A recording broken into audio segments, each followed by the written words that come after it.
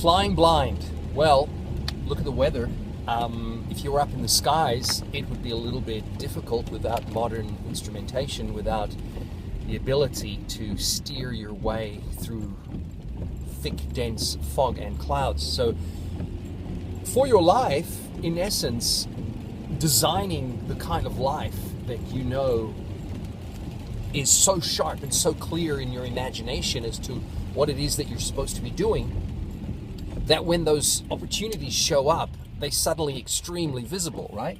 So what I'd like to present to you today is a question mark around the area of, what are you doing to have people see you, right? To see your amazingness, who you are, your isness, as they say in The Journeyman. You really have to design your life so that, and you could, spend your life quietly in the background, and by virtue of modern freelancing, you could have pretty much, an entire empire, a business run from home, run from the beach house, whatever it is. You can make those extraordinary leaps in your life purely just by running remotely, doing it remotely, as Tim Ferriss talks about. So what we really need to do is to engineer our lives. We need to design it, and this is something that you need to take time with. Physically write them down, and this way it becomes such a clean, easy to recognize stream of events that when opportunities present themselves, you instantly know what those opportunities refer to and how they're aligned with your existence, your dream.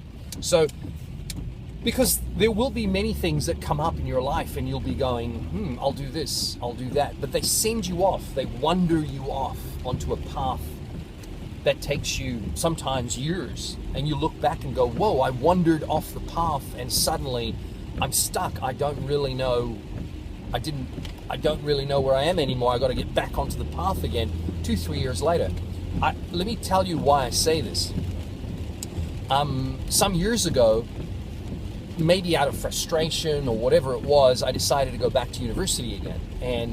And yes, it was great. It's good to learn a lot of new academic knowledge coming in. But I went off the path a little bit. I was so focused on what I was doing. I had my business going. I had all kinds of things going on, which were exciting. But all of a sudden, I just made a decision, let me go back to university. And yes, it's good, because sometimes you have to build those skills. You've got to, you've got to authenticate yourself all over again. You've got to do certain things that make it unique. And, but I find that kind of thing really takes you off your path. For the next year and a half, almost 2 years, I basically slowed down my business operations. I had to change my style of living. Instead of lots of staff members, I basically had to customize it so that I had the lowest types of overhead. I'll never forget starting off as a student again. The first thing they say to you is, and this is modern education, right? It starts like this. This is how they talk to you when you enroll. They go, well, you realize, of course, that the life of a student is an impoverished one. So you're going to go back to being impoverished. And I was like, look, I got my own businesses, and I've got people, I got staff. Surely they're going to continue making money, and I'll be able to fund myself through university again. Well, true as anything, it does impoverish you, because your mind suddenly goes into that zone of studying all over again, and you're studying and you're studying and you're studying, and you're not aware of all these other things that are going on around you. So I slowly had to lose some staff. Some of the staff, I had to shed off some of these staff members, which were really important to me. People that are really, I find people for me are my assets. They really are very, very valuable. But my people, I began to realize were on their own journey, doing their own thing, and they weren't really interested in. And the more I let them know I was studying, the more the business started falling apart. So it's an impoverishment. It does impoverish you. Impoverishing means it makes you poor, makes you very poor. So I started to realize the life of a student is a poor life. I was in the lecture room. I think it was legal studies, and there was this gentleman from Hong Kong sitting next to me, and he was in his third year, start of his third year. And I said to him, wow, how do you fit time in between studies and work? And he goes, oh, no. He's from Hong Kong. He goes, oh, no, my parents fund me. They are paying for me to be here. I just study. I just learn. I'm in Australia learning. So that was great. I thought, wow, well done. I wish I had parents that just paid my university education, that were able to do that. But I guess my life would have gone in a different way, in a different route again, all over. So it made me realize it's really important in life. After those 2 years of solid, studying, a year and a half plus exams, and I'd probably say I'm going to call it a year and a half because there was holiday times during the big chunky holiday periods, which was really nice. It's a good thing at university when you've got these big holiday periods.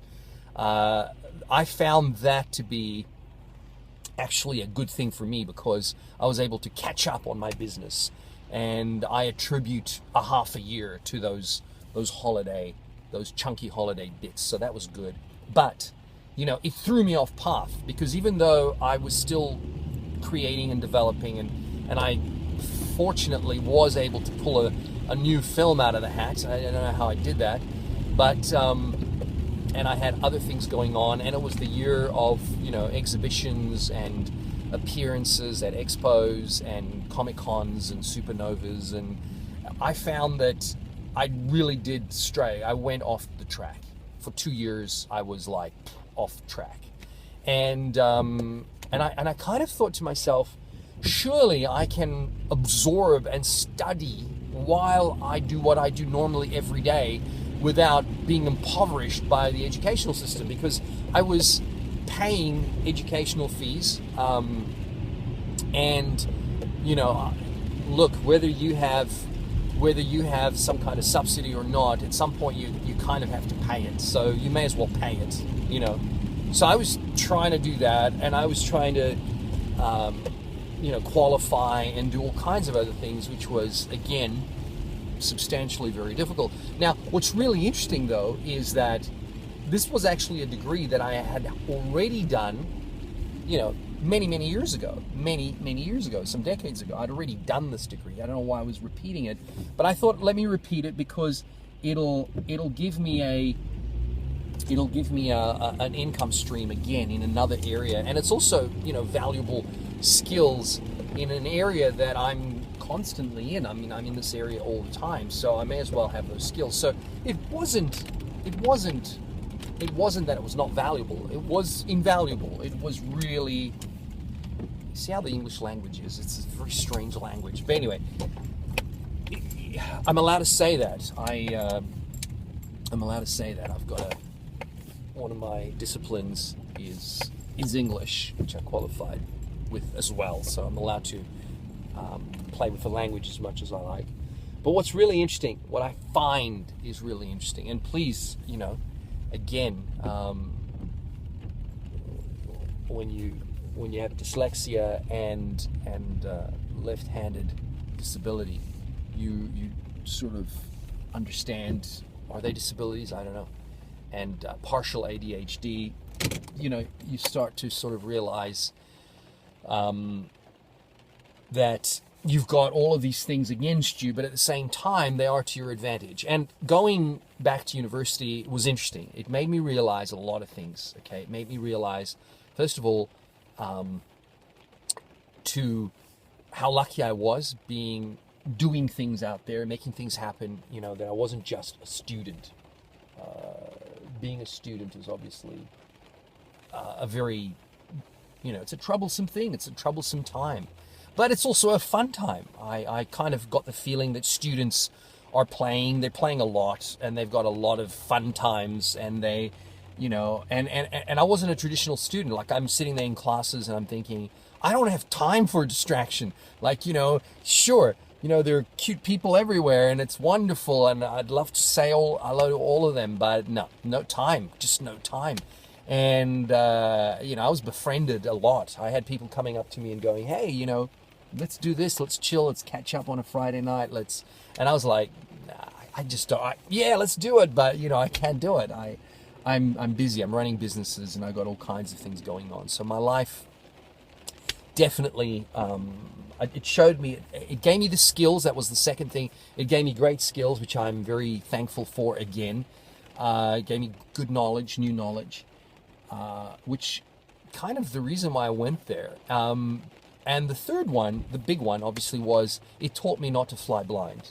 It made me realize, be totally sharp to what you're doing, know the plan and stay on the plan.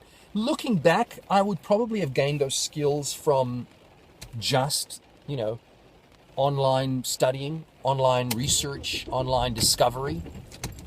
I don't think I definitely would have gone to university. I think university, genuinely, unless you're physically going to get a degree that you are going to use for the rest of your life, and as part of your career, etc., sure, But if you're just trying to get the skills and the information, people say to me all the time, wow, you're incredible. You get all of these degrees, and yet you've